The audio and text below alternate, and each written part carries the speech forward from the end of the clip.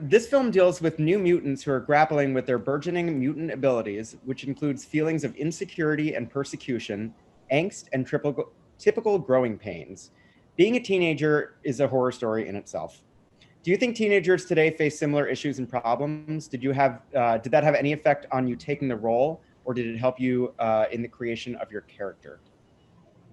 I think the thing is, if you're lucky enough to be of a certain age, every person has been through teenage dumb. You know, every person can draw on something that connects us all.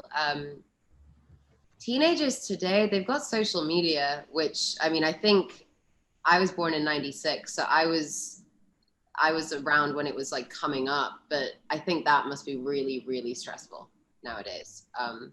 Yeah. Yeah, I agree.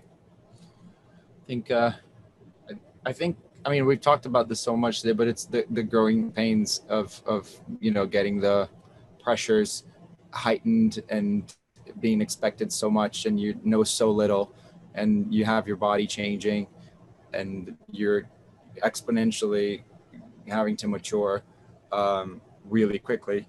So people from all over the world can relate to that if you're of a certain age, for sure.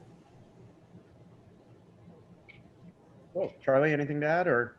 Kind of just what we spoke about and what they said.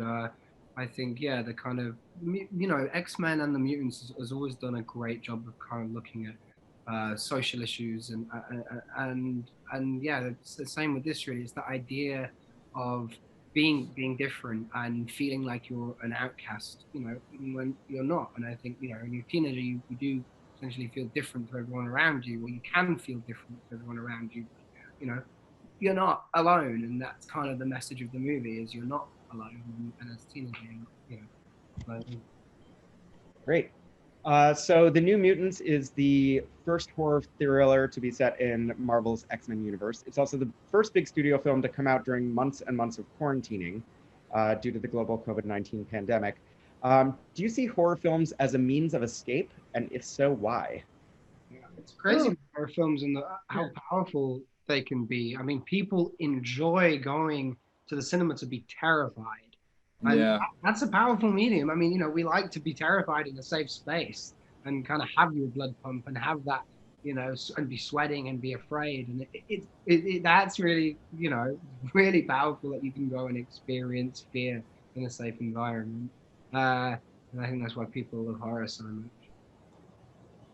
And also to see a glimpse of hope, I think some horror movies do it really well, is to show hope in extreme situations, and how we all have to come to terms with the fears that we have naturally as humans, even if it's growing up or if it's a scary situation. I think it tells a lot about the audience more than it does about the movie. Great.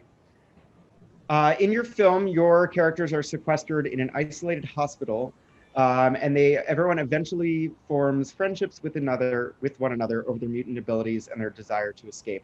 Off camera, do you feel that you all bonded as well, and if so, how? Completely, yeah. I mean, you're all going through. We're all as actors, as young actors, we're all going through this experience together of, getting jobs, learning from each other, and then especially with this, there's quite a large expectation when you join a superhero movie, kind of make these characters live up to the comic characters, and so you all kind of confide in each other and help each other, in that process. And then just as we're early 20s when we make this movie, so just as young 20-year-olds all kind of coming together, you're gonna kind of bond and connect. So true. Yeah.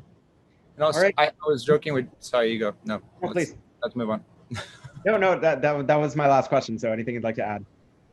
No. I was just gonna say, we were joking with Josh that people complain about quarantine, saying, "Oh, I'm cooped in," but this is how most of our lives is actually spent. We're cooped in somewhere, filming something if we're lucky, and we were cooped in together. So I think the world's experiencing something pretty similar to what we do.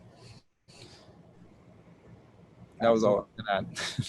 Basically saying being an actor is a lonely job. lonely drive.